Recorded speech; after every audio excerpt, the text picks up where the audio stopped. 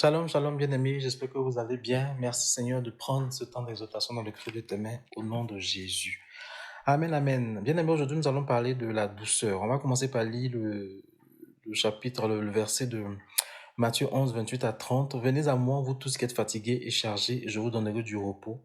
Prenez mon joug sur vous et apprenez de moi, car je suis doux et humble de cœur, et vous trouverez le repos pour vos âmes, car mon joug est doux et mon fardeau est léger. Amen, amen. Là, Jésus donne l'exemple même de douceur qu'il est pour nous. Le Seigneur nous invite ici à nous reposer. Il ne nous brutalise pas parce que c'est dans la douceur et le repos que Jésus nous enseigne et nous révèle le cœur du Père. Pour bien recevoir ses instructions, il nous faut avoir la douceur. On ne peut pas recevoir et manifester ce que Dieu attend de nous si on manque de douceur. Alléluia. Et quand on lit bien la Bible, là, on comprend que les écrits même nous demandent d'être doux et humbles les uns vis-à-vis des autres. On se rend compte que c'est pour cela qu'on appelle ce texte de Galates 5.22 là le fruit de l'esprit, parce que tout se complète. Et tout ce qu'on est en train de dire depuis là, ça se complète. Les Écritures nous demandent d'être doux les uns vis-à-vis des autres. L'humilité et la douceur vont ensemble et font de nous des serviteurs de Dieu et non des servis. C'est des choses que si on comprend, notre approche même des hommes de Dieu sera différente. Amen. Notre approche même du ministère, nous qui sommes serviteurs de Dieu, sera différent parce qu'on va comprendre que Dieu nous demande l'humilité et la douceur. Alléluia. En Galates 6.1, on lit ceci. Frères, même si un homme est surpris en quelque faute, vous qui êtes spirituels, redressez-le avec un esprit de douceur. Prends garde à toi-même de peur que tu ne sois aussi tenté. Et ça, c'est ce que l'apôtre Paul exhorte aux Galates. Et puis en Éphésiens 4, versets 1 à 2, il dit ceci. Je vous prie donc, moi le prisonnier dans le Seigneur, à marcher d'une manière digne de la vocation à laquelle vous avez été appelés avec toute humilité et douceur, avec patience, vous supportant les uns les autres dans l'amour. On voit un peu que tous ces passages-là nous parlent de douceur. Voilà, la douceur est très importante. Et quand on voit la vie de Jésus, Jésus a repris les gens en douceur. L'une des seules fois où on a vu sortir un peu entre guillemets de ses gonds, c'est dans le temple. Mais à chaque fois, c'est avec douceur qu'il reprenait les gens. Il n'y avait pas de brutalité. Parce que il n'est pas venu nous brutaliser. Il est venu nous sauver avec douceur. Et la douceur même avec laquelle il nous a sauvés, c'est que c'est lui qui a tout pris pour nous nous soyons sauvés, pour que nous ne sentons pas le sacrifice que lui, il est en train de payer pour nous.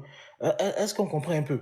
Donc nous, enfants de Dieu, on doit être doux. On ne doit pas être jugeant. Quand il dit jugeant, pas le jugement dont l'apôtre Paul parle en disant soyez vous-même juges de vos frères, mais le jugement où on condamne les gens. C'est nous qui avons le livre de la vie. On sait qui est inscrit dedans et qui n'est pas inscrit dedans. Quand un frère tombe, il s'est trompé là, il est foutu, il est les clous au pilori. Non, il faut que ça change. Il faut apprendre à reprendre avec douceur. En Colossiens 3.12, on lit ceci. Ainsi donc, comme des élus de Dieu, saints et bien-aimés, revêtez-vous des entrailles de miséricorde, de bénignité, d'humilité, de douceur et de patience. Amen. Et quand on lit Timothée 6.11, mais toi, ô homme de Dieu, fuis ces choses et recherche la justice, la piété, la foi, l'amour, la persévérance, la douceur. C'est très important. Donc, et pareil quand on lit 2 Timothée 2, 24 à 25, la parole de Dieu est souvent comparée au miel. Le miel, il est doux. Amen. Par exemple, la manne, image de la parole, avait le goût du miel. Amen. Et quand on lit la Bible, il est écrit quelque part que la maison d'Israël appelait cela le nom de manne. Elle était comme de la semence de coriandre blanche et ayant le goût d'un gâteau au miel. Donc, Dieu est tellement doux que même dans ce qu'il nous donne, il y a une touche de douceur. Et quand on prend Jésus lui-même, qui est la parole de Dieu, et aussi appelé le rocher duquel coule le miel.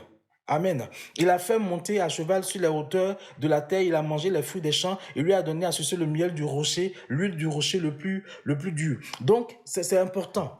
Il est important que dans l'église, il y ait beaucoup de douceur, qu'on manifeste vraiment la douceur. Comment d'un rocher peut-il produire du miel, c'est-à-dire la douceur? C'est le mystère de Dieu. D'ailleurs, quand on lit même Samson, quand il a tué le lion, ce qui est sorti du lion, c'est la douceur, c'est le miel. Amen. Donc, et la parole de Dieu elle-même doit d'abord tuer le lion en nous. On doit d'abord tuer les géants en nous. On doit d'abord tuer la chair en nous, afin que les gens consomment le miel qui en sortira. Amen. Donc tout cela, c'est la manifestation de la douceur. Alléluia. Samson a dû tuer le lion, qui est la symbolique de quelque chose de fort, pour manger le miel, qui est la symbolique de quelque chose de doux.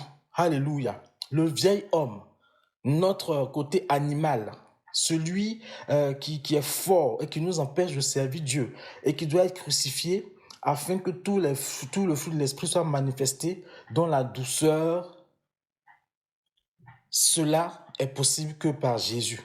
Alléluia. Je prie vraiment que Dieu te donne d'être un chrétien doux, de manifester la douceur, afin qu'au travers de cette douceur-là, des vies soient gagnées. Que ta vie soit comme une lettre écrite des mains du Saint-Esprit, afin que ceux qui sont autour de toi te lisent et puissent eux aussi chercher à rencontrer Jésus. Sois béni, et puis on se retrouve la prochaine fois pour le dernier élément du fruit de l'esprit, qui est la maîtrise de soi ou la tempérance. Sois béni.